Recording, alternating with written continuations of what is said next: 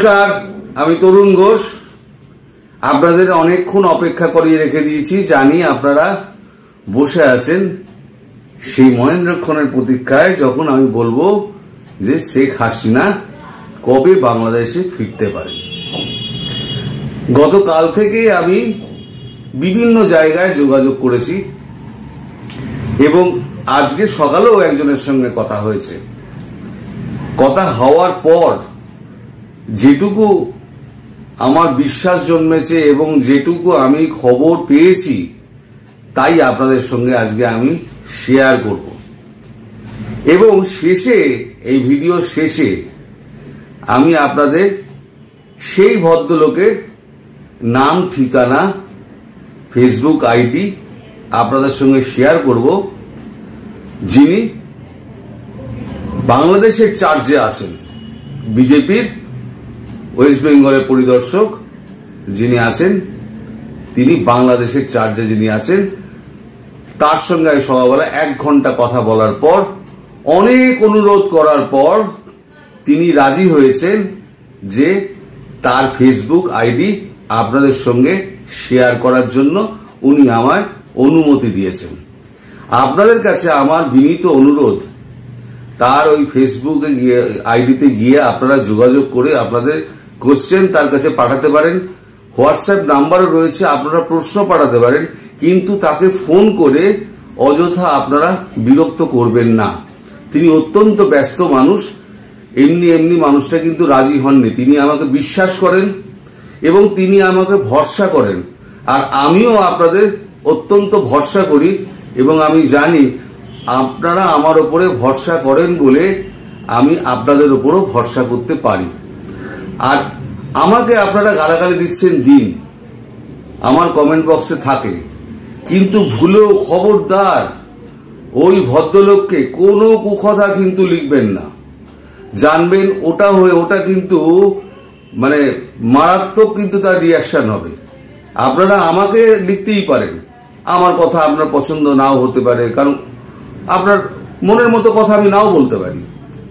যা ভূমিকা অনেক হলো, এইবারে আমি শেষে আমি এটা দিয়ে দেবো, তাই ভিডিওটা শেষ পর্যন্ত দেখার অনুরোধ রইল। আর একটা কথা আমি একটুখানি বলবো যে আমার আর মাত্র 6000 মতো আমার বাকি আছে সাবস্ক্রাইবার, তাহলে আমি 1 লাখ ছুঁতে পারবো।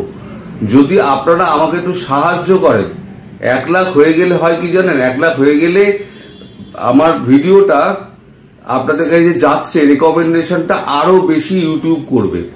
ফলে আমার একটা স্বনির্বন্ধ অনুরোধ আপনাদের কাছে, আমি রোজ বলি না আপনাদের, স্বনির্বন্ধ অনুরোধ যে আপনারা আমার ভিডিওটা আপনারা সাবস্ক্রাইব করবেন। 70% লোক কিন্তু আপনারা সাবস্ক্রাইব করেন না। সাবস্ক্রাইব করবেন, শেয়ার করবেন এবং লাইক দেবেন। এবার খবরে আসি। এখনো পর্যন্ত যা খবর পাওয়া যাচ্ছে তাতে ট্রাম্পই কিন্তু জিতছেন। সেই খবর কার কাছ থেকে পাওয়া যাচ্ছে? বিভিন্ন এজেন্সি মারফত। এজেন্সি বলতে আপনার বিদেশের যে এজেন্সিগুলো রয়েছে, যেমন মোসাদ আছে, র আছে, আপনার কেজিবি আছে, পাকিস্তানের ISI আছে এবং স্বয়ং আমেরিকার CIA, তাদের রিপোর্টও বলছে যে ট্রাম্পই জিতে আসছেন, কমলা হ্যারিস জিততে পারছেন না।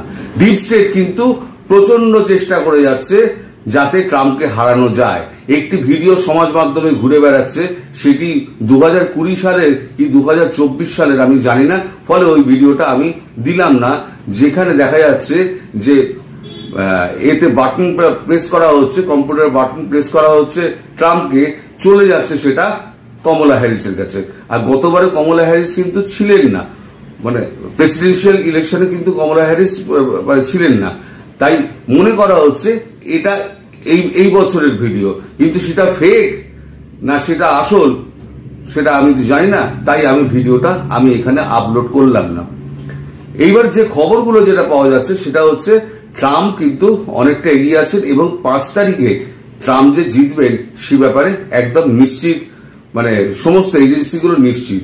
আর এই খবরের উপরে ভিত্তি করে 2টি প্ল্যান তৈরি করা হয়েছে, প্ল্যান A এবং প্ল্যান B। সবসময় সমস্ত সরকার দুটো তিনটে প্ল্যান করে রাখে। প্ল্যান এ ফেল করলে plan B, plan B fail করলে প্ল্যান সি। তা প্ল্যান এ তে যেটা ঠিক করা আছে, যে আমি আগেও আপনাদের বলেছিলাম যে ট্রাম্পের নির্বাচনে জেতার পর হোয়াইট হাউসে ঢুকতে 2 মাস সময় লাগবে। তার কারণ হচ্ছে যে মুহূর্তে ফল প্রকাশ হয়ে গেল, ফল প্রকাশ হয়ে যাওয়ার পর ওই কাট অফ টাইমের পর আর কোন রকম ফাইল কিন্তু বাইডেনের অফিসে কিন্তু যাবে না, ওখানে শেষ হয়ে গেল। এবার বকেয়া যে সমস্ত ফাইলগুলো আছে সেই সমস্ত অসমাপ্ত কাজগুলো শেষ করতে এই 1.5-2 মাস টাইম দেওয়া হয়। ফলে ট্রাম্পের হোয়াইট হাউসে ঢুকতে ঢুকতে আপনার সময় লেগে যাবে প্রায় 2 মাস। এবার যে মুহূর্তে ট্রাম্প হোয়াইট হাউসে ঢুকবে তার 7 দিনের মধ্যে, নভেম্বরের ইলেকশন, ডিসেম্বর জানুয়ারির মধ্যে ট্রাম্প তার অফিসে, হোয়াইট হাউসের অফিসে ঢুকে যাবেন। হোয়াইট হাউসের অফিসে যেদিনকে উনি চেয়ারে বসবেন তার 7 দিনের মধ্যে, আমি বলে দিচ্ছি, তার 7 দিনের মধ্যে শেখ হাসিনা তার দেশে ফিরবেন। এবং ফেরার ব্যবস্থা ভারত আমেরিকা দুজনে কিন্তু একসঙ্গে করবে। কারণ আমেরিকার মানে তখন এখন যে আমেরিকার যে দৃষ্টিভঙ্গি আছে বাইডেন বা রিপাবলিকানদের, এই ডেমোক্র্যাটদের, সেই দৃষ্টিভঙ্গি কিন্তু রিপাবলিকানদের নেই। ট্রাম্প কিন্তু বিস্তার নীতিতে বিশ্বাস করেন না। তিনি এখানে যুদ্ধ করো, ওখানে সৈন্য পাঠাও, ওই দেশ দখল করো, ওকে কবজায় নাও, এই সমস্ততে উনি বিশ্বাস করেন না। যুদ্ধে উনি বিশ্বাসই করেন না। ফলে সেন্ট মার্টিন নিয়ে আপনাদের যে চিন্তা রয়েছে সেটা কিন্তু রিপাবলিকানদের ব্যাপারে রয়েছে। তারপরে যদি রিপাবলিকানরা হেরে যায়, যদি ডেমোক্র্যাটরা হেরে যায় এবং রিপাবলিকান প্রার্থী যদি ট্রাম্প জিতে যায়, তাহলে সেন্ট মার্টিন নিয়ে কোনো কথাবার্তাই হবে না। এইবার ট্রাম্প গদিতে বসে গেলেন। গদিতে বসে যাওয়ার পর ভারতের সঙ্গে, আমাদের প্রধানমন্ত্রীর সঙ্গে যে কথাবার্তা হয়ে রয়েছে সেই কথাবার্তার ভিত্তিতে একেবারে পরিষ্কার শেখ হাসিনা ওখানে গিয়ে বসছেন। উনি প্রধানমন্ত্রী হিসেবেই বসবেন। এবং ভারত এবং আমেরিকা দুজনেই বিশ্বাস করে যে অবস্থায় এখন তৈরি করে হয়ে গেছে সেটা শেখ হাসিনা ছাড়া আর কেউ বিকল্প নেই এই মানে দেশকে দাঁড় করানোর। এবং শেখ হাসিনা প্রধানমন্ত্রী হওয়ার পর আমেরিকা এবং ভারত প্রত্যক্ষ সহযোগিতা করে এই দেশকে আবার 2 বছরের মধ্যে আবার গড়ে দেবে।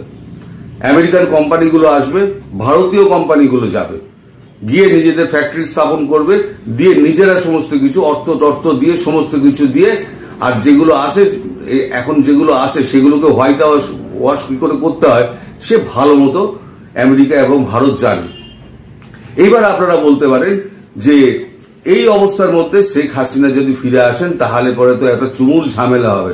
ঝামেলা হওয়ার আগে সমস্ত ব্যবস্থা কিন্তু ভারত আমেরিকা করে রেখে দেবে।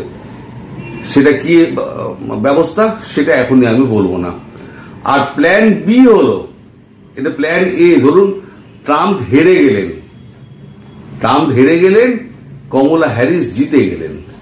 তাহলে কমলা হ্যারিস যদি জিতে যান তাহলে যেটা হবে সেটা হচ্ছে আমেরিকার সঙ্গে একটা পরোক্ষ একটা ব্যাকডোর চ্যানেলে একটা কথাবার্তা বলে আমেরিকাকে ঠেকিয়ে রেখে যে তোমাকে এই বিজনেসের এই সেক্টর আমরা ছেড়ে দেবো, তুমি এইখানে মাথা গলিও না। আমেরিকা চেয়েছিল ভারতকে অশান্ত করতে না পেরে পার্শ্ববর্তী একটা রাষ্ট্রকে অশান্ত করে ছেড়ে দিয়েছে যাতে ভারতের মাথা ব্যথা বাড়ে। এবার আমেরিকাকে বলা হবে যে মূলো ঘোড়ার নাকের ডগায় মূলো ঝোলানোর মতো তোমার এই সেক্টর আমি ছেড়ে দেবো, 140 কোটির দেশ এই সেক্টর ছেড়ে দেবে, তুমি কিন্তু এর মধ্যে নাক গলাবে না। দিয়ে প্ল্যান বি অনুযায়ী ভারত তখন কাজ করবে। তবে সম্ভবত প্ল্যান বি অব্দি যেতে হবে না, প্ল্যান এতেই কাজ হয়ে যাবে। এবার আপনারা যারা এই ব্যাপারে আরো জানতে ইচ্ছুক তারা সমস্ত কিছু আমি এইখানে আপনার তার প্রোফাইল আইডি সমস্ত কিছু আমি দিয়ে দিচ্ছি। তার সঙ্গে আপনারা যোগাযোগ করবেন, আপনারা ফ্রেন্ড রিকোয়েস্ট পাঠাবেন তাকে, রজত ভরদ্বাজ মুখার্জি, দেখুন লেখা আছে রজত ভরদ্বাজ মুখার্জি। ইনি বাংলাদেশের চার্জে আছেন ওয়েস্ট বেঙ্গলে। আবার বলছি, বিজেপির বিদেশ বিভাগের তিনি বাংলাদেশ চার্জে আছেন। বাংলাদেশ সংক্রান্ত সমস্ত কিছু কিন্তু ইনিই দেখাশুনো করেন। এনাকে আবার বারবার বলছি, আপনারা কিন্তু ফোন করে বিরক্ত করবেন না।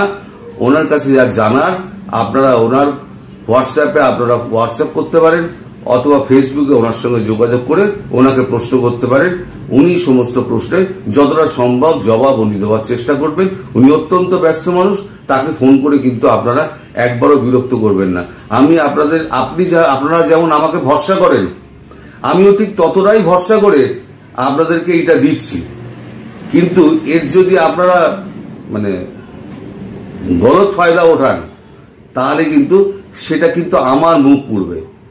এই ভদ্রলোক কিন্তু সহসা রাজি হননি।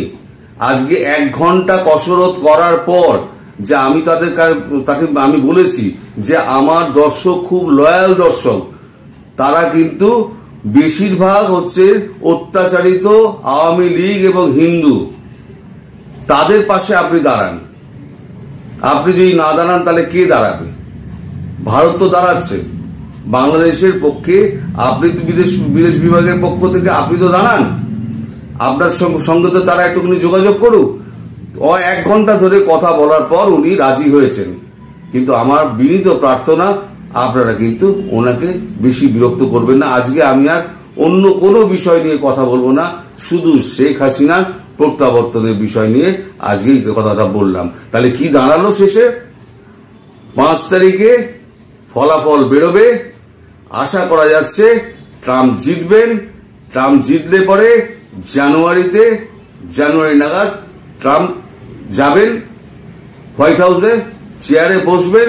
তার 7 দিনের মধ্যে আমেরিকা এবং ভারত জয়েন্টলি কি করে হাসিনাকে ওখানে প্রধানমন্ত্রী হিসেবে বসিয়ে দেওয়া যায় সেই ব্যবস্থা করে নেবে।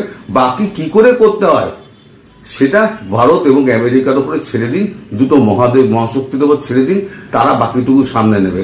আর যে কটা এই সমস্ত সার্কাস পার্টি আছে না, এই সার্কাস পার্টির কি অবস্থা হবে দেখবেন। শুধু চেয়ে চেয়ে দেখবেন। এখন যা করছে করতে দিন, এরা যা করছে করতে দিন। আর 2 মাস আপনাদের অপেক্ষা করতে হবে, সহ্য করতে হবে। অত্যন্ত প্রেসারে জানবেন হিরে তৈরি হয়, কয়লার ভেতরে বছর উপর বছর অত্যন্ত প্রেসারে হিরে তৈরি হয়। তাই সেই হিরে আপনারা পেয়ে যাবেন। হয়তো তার কিছু গলত ছিল, তিনি নিজেকে যেমন শুধরাবেন, হ্যাঁ আপনারাও এখন শুধরে গেছেন, বুঝে গেছেন কোনটা কি। অ্যাপেল টু অ্যাপেল, এটা হচ্ছে রজতবাবুর কথা। অ্যাপেল টু অ্যাপেল যদি না হয়, বিচার করা না হয়, তাহলে বোঝা যাবে এই করে কোন আপেলটা কচকচে আর কোন আপেলটা মিষ্টি, কোন আপেলটা ভালো কোন আপেলটা খারাপ। অ্যাপেল টু অ্যাপেল যদি বিচার না করা যায় তাহলে হবে কি করে? তাই অ্যাপেল টু অ্যাপেল বিচার করার জন্য একটু সময় লাগছে। আপনারা সবাই এখন বুঝতে পারছেন হাসিনা কি ছিলেন, দেশকে কোথায় নিয়ে গিয়েছেন, আর এরা এসে সেটাকে কি করেছে। এরপরে আর খবর আর বাড়াবো না, আজকে অন্য কোনো বিষয়ে কথা বলবো না। আপনারা আমার অনুরোধটা আবার রাখবেন, ওনাকে কিন্তু ফোন করে বিরক্ত করবেন না। আপনারা যা জানার ওনাকে ফেসবুকে আপনারা প্রশ্ন করবেন, তিনি উত্তর দেবেন। হোয়াটসঅ্যাপে প্রশ্ন করবেন, তিনি উত্তর দেবেন। এই পর্যন্ত রাখছি। আর আবার একবার অনুরোধ করব, আমার চ্যানেলটা আর 6000-7000 মতো বাকি আছে। আপনারা একটু সাবস্ক্রাইব করে, একটু শেয়ার দিয়ে, একটু লাইক দিয়ে আপনারা আমার পাশে আর একটু দাঁড়ান, তাহলে পরে আমি রিকমেন্ডেশনটা আরো বেশি পাবো। সবাই ভালো থাকবেন, সুস্থ থাকবেন এবং সাবধানে থাকবেন। নমস্কার।